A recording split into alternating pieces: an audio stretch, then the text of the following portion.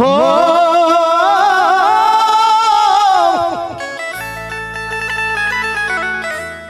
भादो महीना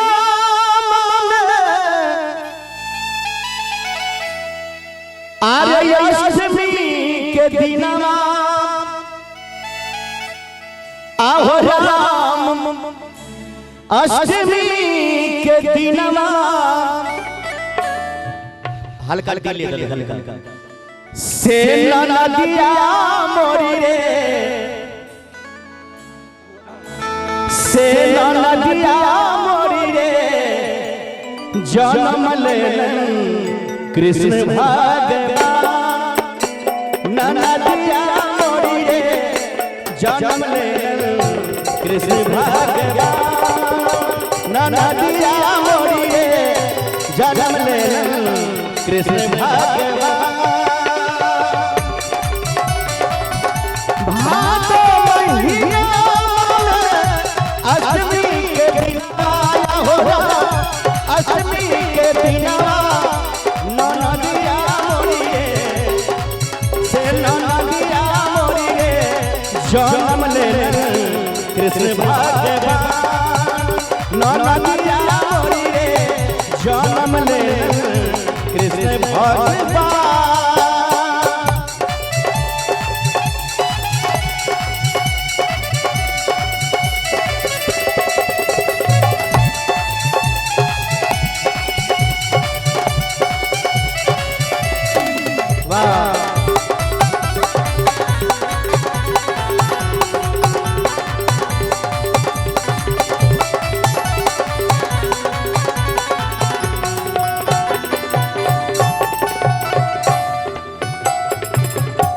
निरखी निरखी मुख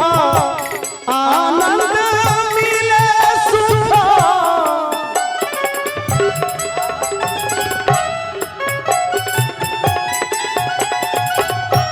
निरखी निरखी निरखी निरखी निरखी मुख आनंद मिले सुख नदिया मोरी रे आज सखिया मोरी रे लाला के घुंघराल नदिया मोरी रे लाला के घुंघराल नदिया मोरी रे लाला के घुंघराल क्या बात है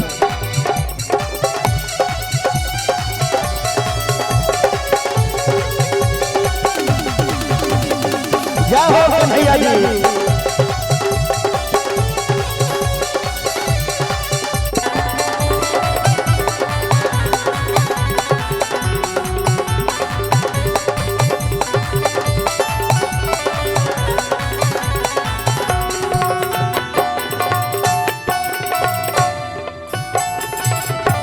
बड़े बड़े नैना दोनों शोभे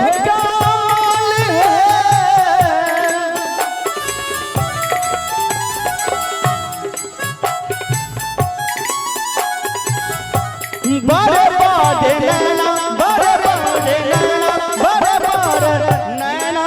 दोनों शोभे का माल है नदिया मोरी रे हे नदिया मोरी रे चम चम चमकीला नदिया मोरी रे चम चम चमकीला हे नदिया मोरी रे चम चम चमकीला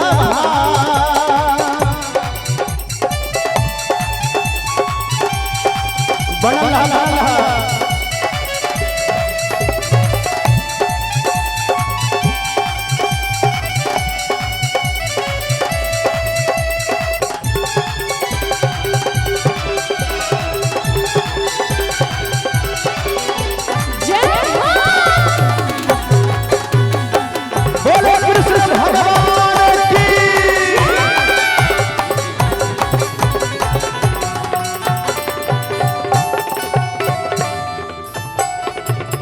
रूप देखी मारी जे मन के न प्यास बुझे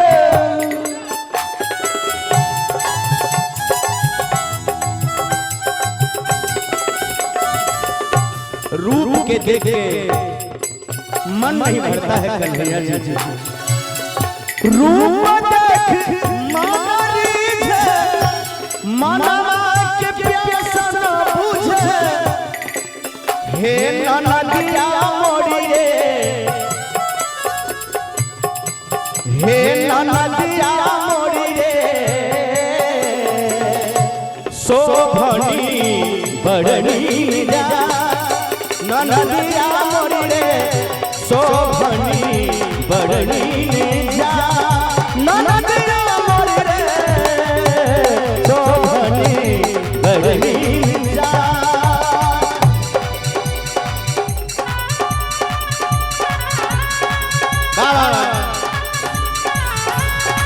हरि बोल।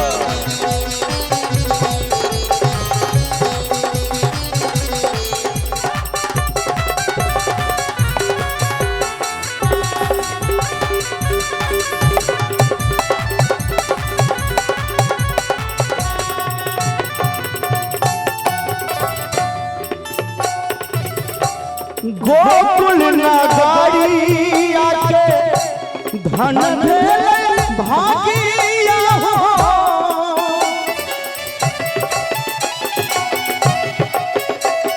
एक भैया गोकुल नगरी आके धन भेल भागिया हो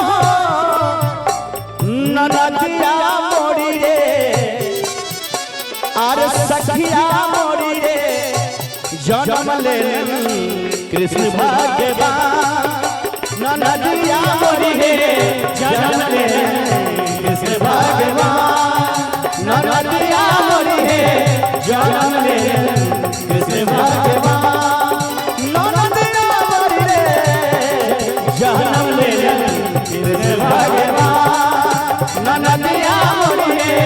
जन्म ले कृष्ण भगवान ननदिया मोरी रे जन्म ले कृष्ण भगवान। बोले कृष्ण भगवान की।